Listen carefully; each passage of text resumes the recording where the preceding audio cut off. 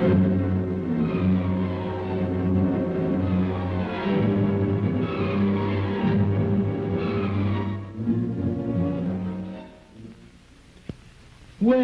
howdy, buckaroos. This your old pal Gabby Hayes, coming at you with another one of them rip-roaring western yarns.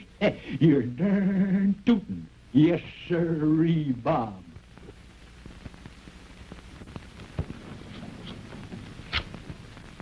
Hey, did any of you buckaroos ever do any mountain climbing? I did. A lot of fun, too. You know, that kind of reminds me of an old uncle of mine. Mountain Goat Hayes, he was known as. Greatest mountain climber the world has ever known, human or otherwise. Why, he climbed every big mountain in the whole world. Most of them backwards. Standing on his hands, too. Yeah, that's how good he was. Well, he finally run out of mountains. So he decided he was going to build his own. He hired, 20,000 men, and he told them that he wanted them to build a mountain 100,000 feet high. So he went away and left them. Well, that's where he made his mistake, because they didn't do as he told them to do. Instead of building a mountain 100,000 feet high, they built 100,000 mountains 1 foot high each. Turned out to be the first ant hills the world has ever known. Yes, sir. Yeah. Well, our story today is about a gang of outlaws who was just about to take over a stagecoach line when Billy Carson showed up.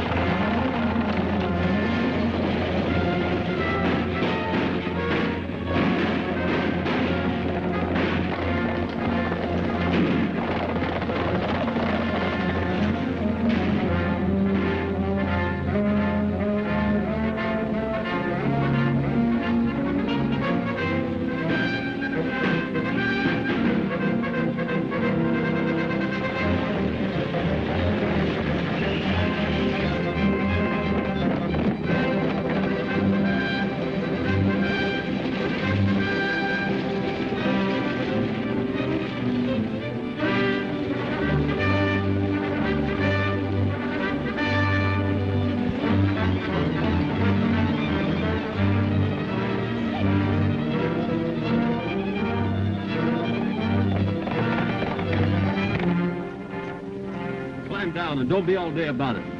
This is all the money I have. Never mind the money. You're coming with us. The boss has got an idea you can be a big help to us. Come out of there and I'll come in after you. Now, we'll be gentle.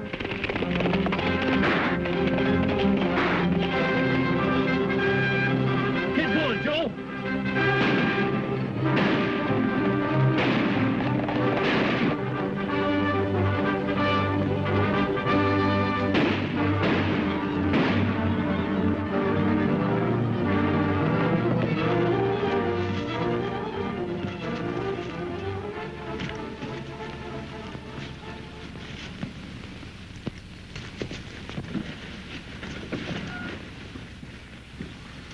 Looks like the boys changed their minds. I don't know how I'll ever be able to thank you. Don't bother about that. It wasn't any trouble. I was coming this way anyway. That fellow over there won't bother you anymore, miss.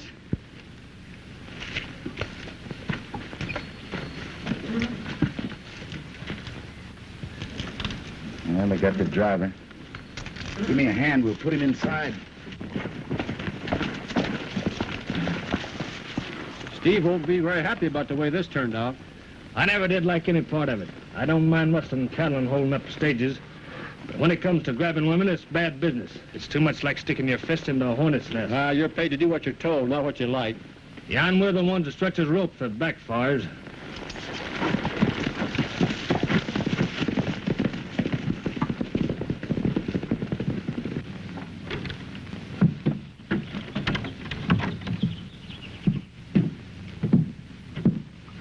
Hello, Jed.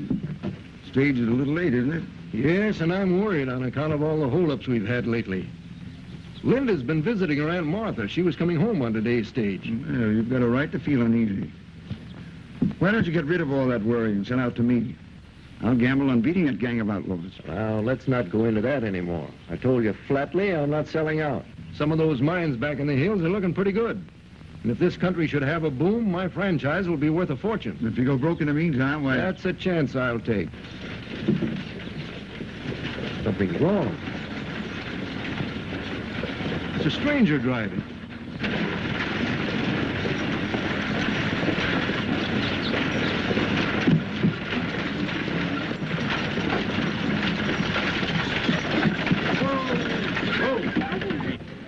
Somebody get the sheriff. Got a couple of dead men inside. Dad, we were held up. Mr. Carson saved me from being a prisoner. Mister, you've made a friend for life. That wasn't much of a job. And the bad men you got around here don't seem to relish gun smoke very much.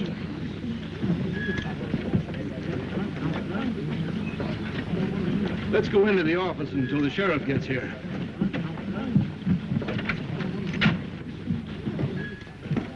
I sure feel sorry for Tim, the driver. He was a good man. Everyone liked him. Yeah, it's tough. Tell me, have you had much of this trouble? Too much. Outlaws are making it almost impossible for me to operate. They're too smart for the sheriff. That one you brought in is the first one to be knocked over. From what I saw of Mr. Carson in action, I'd say he'd be very discouraging to the outlaws if he was working for the express company. See, that's a good idea. How about it? No, thanks. I don't like tying myself down to any one job. My feet get itchy. You're not afraid to take the job, are you? No, miss, I don't think so. But you know, making a business chasing outlaws is the best way I know of to keep from growing old. I'd be glad to have you take the job. Of course, it's your own business, whether you do or not. But I'm still in your debt for what you've already done. Well, whoever wanted that stage line didn't get it that time, but Carson figured they'd try again. So he decided on two things. One was to stick around Jed Bowen. Another one was to plant an old friend with a gang of outlaws.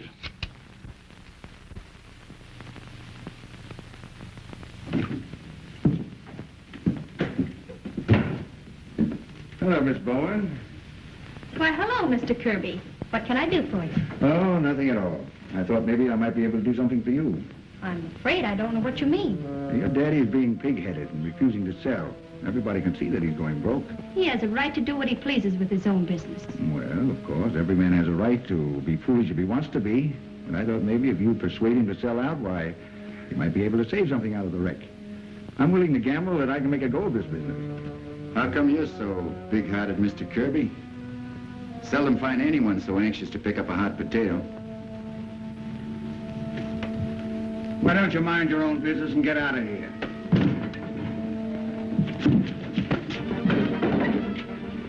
I don't like to be shoved around, mister.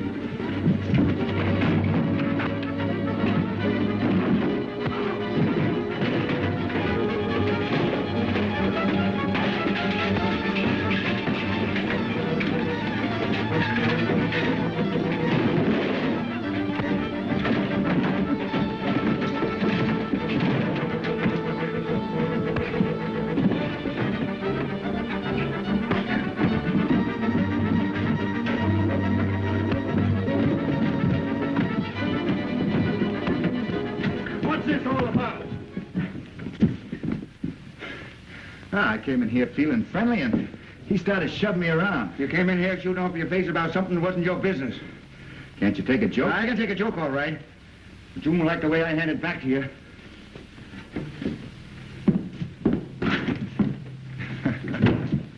I can't understand why he flies off the handle so easy. It looked to me as if you were trying to start a fight. And I'll thank you to have no more brawls in here. I had no quarrel with him. Why should I start a fight? Just plain cussedness, maybe? I don't know. I'm not interested in your reason.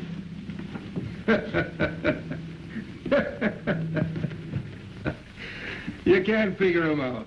I'm her dad, and she's got me going around in circles half the time. I guess having a girl around all the time would be quite disturbing to a man's peace of mind. Mr. Bowen, I heard talk there's an organized gang trying to wreck the express company. Why? Well, so that they can gather up the pieces, put them back together again. Say, that would make sense. The Aztec mine payroll is coming through in a day or so. If they get that, I'm finished. I've made up my mind to deal myself in, if you don't mind. Mine? I'll be mighty glad to have you. How about you?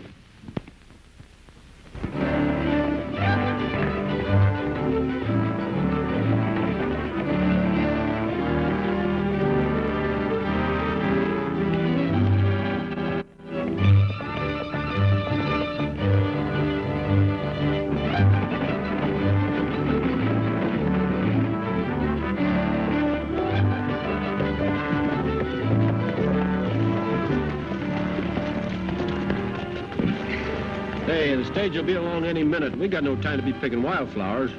I was just kind of fixing the lay of the land in my mind. Never mind about that. We'll see that you don't get lost. Yeah, there might come a time when you won't be around here.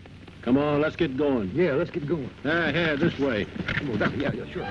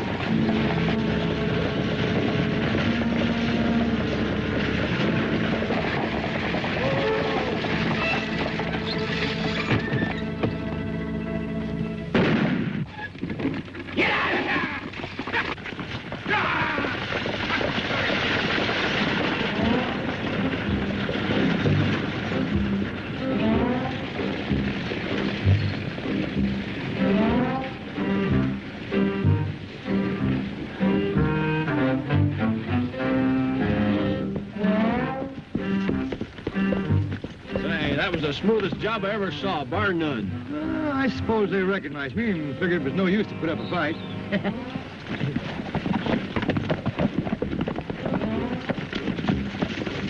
Hey, pass her up here. I'll take care of her. Oh, we won't bother to lug that box around. I got a better idea.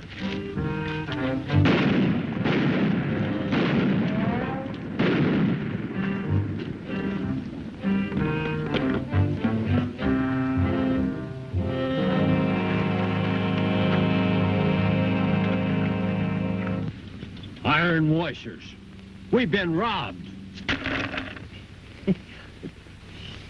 Hey, if that's your idea of a big proposition, I've been wasting my time. I can get that stuff in any hardware store.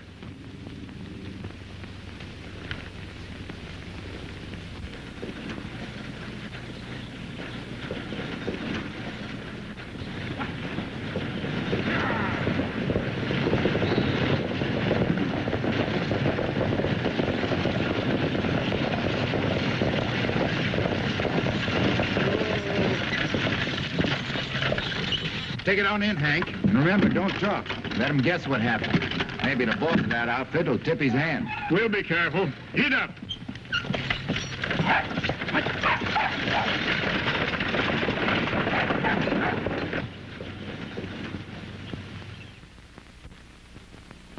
Well, I reckon Billy was pretty good at guessing what Steve Kirby and his gang of outlaws' plan would be, but he never guessed how rough they really was fixing to be.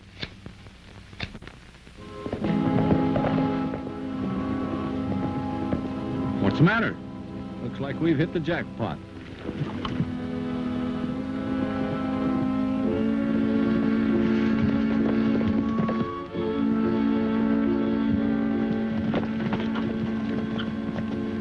You can be a big help to us in the business deal. Why should I help you in a business deal? Because I say so.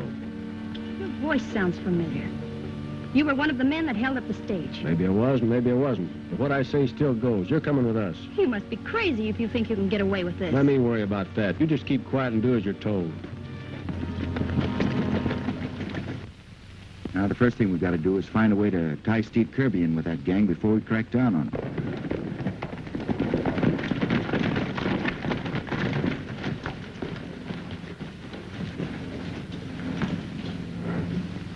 We can't leave her there, Fuzz. I thought I was going to get out of here with a whole skin, but my luck's petered out on me. Would you like to climb on your horse and hightail it out of here? Yes, but I ain't going to do it. Good. Let's go back to work. Where's that tin horn imitation of a bad man? You mean Matt Brawley? There's the real Matt Brawley. Did he play us for suckers? That won't make no difference in a little while. Where is he? Well, upstairs, I suppose. He didn't come down through here. Show him to me. What did you bring me here for? We got an idea. We'd like to go into the express business, and you could persuade your father to deed the place over to us. He'll never do that. He might, if he gets worried enough about you. Now go on upstairs. We'll see that you stay nice and cozy.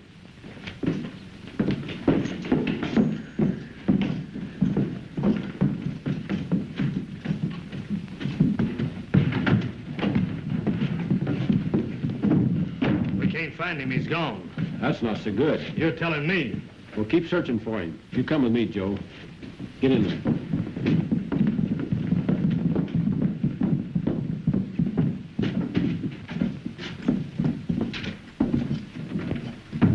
With that fellow on the loose, he might do some talking. What won't do us no good. And with her on her hands, this place ain't safe no more. I say we better get out. Well, maybe so, but we got to make sure first if we can't find him. He might still be hanging around here somewhere. Sit down. We'll make sure that you don't do any disappearing act. Now, you remember what I told you. Yeah, and them might be your last words, or mine.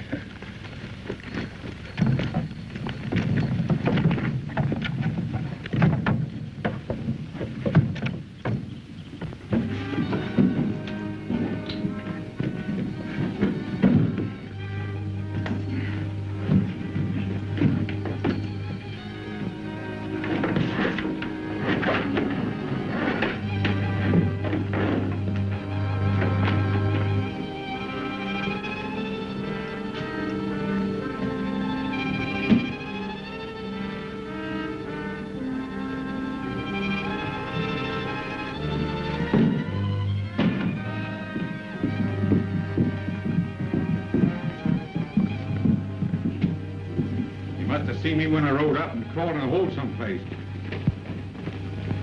There he is, Diana. Let's go get him.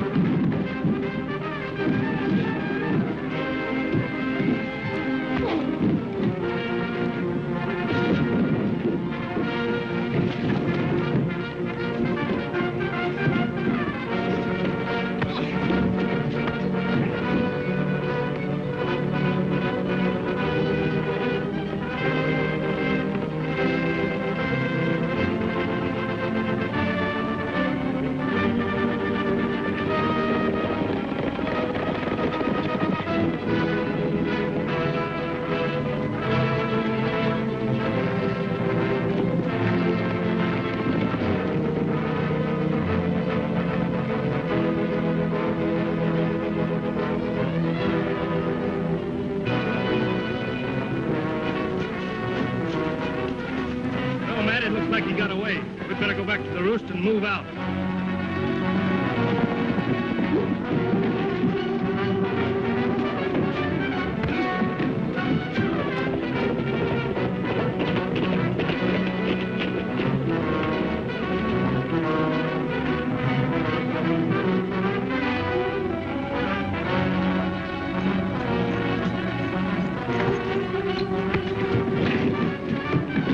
Get the girl. She's upstairs.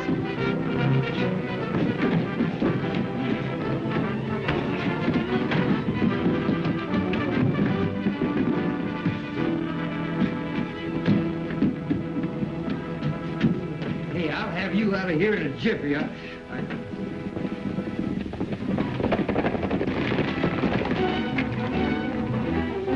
Holy smoke!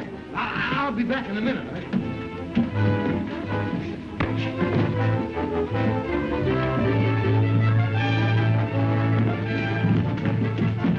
Take a look upstairs and see if the girl got away.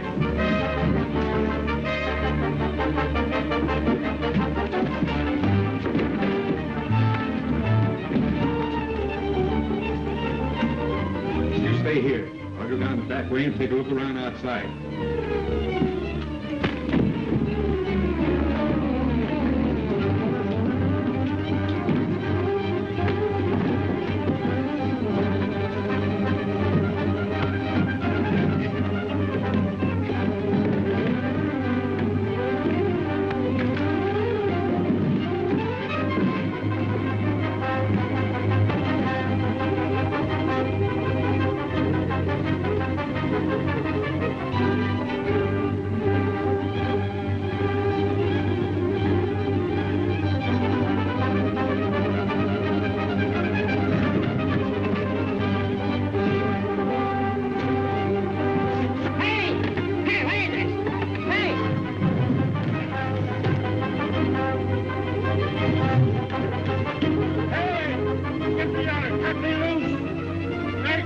Get me out of here!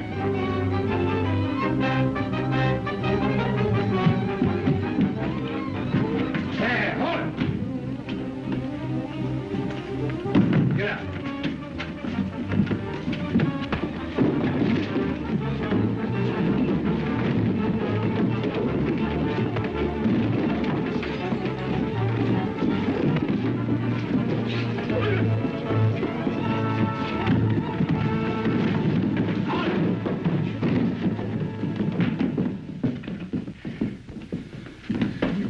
You're just in time, Fuzz. Nice work. Hey, you didn't do so bad yourself. Hey, come out around the corner. I got something I want to show you. All right, move out. Hey! Get me out of here! Hey, somebody! Hey! Get me out of here! Cut me down!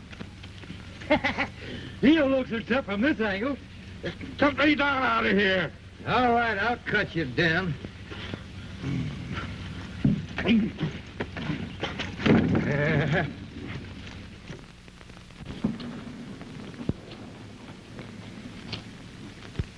that Billy Carson was a pretty brave feller, wasn't he, huh? Yes, sir. Had a lot of nerve, that feller. You know, he can remind me of an old uncle of mine. Lion-hearted Hayes, he was known as. Now, there was the bravest man that ever walked on this earth. He wasn't afraid of anything. He used to have a bunch of tigers in the cage. He just went in there just to play with them, you know, just like he played with kittens. Well, one day down in Texas, he was out plowing his fields, you know, and he heard the war whoop, and he looked up, and there coming at him was about 400 wild Indians. He didn't have a gun. He didn't have nothing to protect himself with, but he was a quick thinker. He hollered, "Get up them horses," and they just tore through. He was hanging onto that plow, you know, just went through them Indians and knocked them galley west, both directions. Kept right on a-going. Well, sir, you know that hole that he dug in the ground is right down there in Texas to this very day? They call it the Rio Grande River. Yes, sir.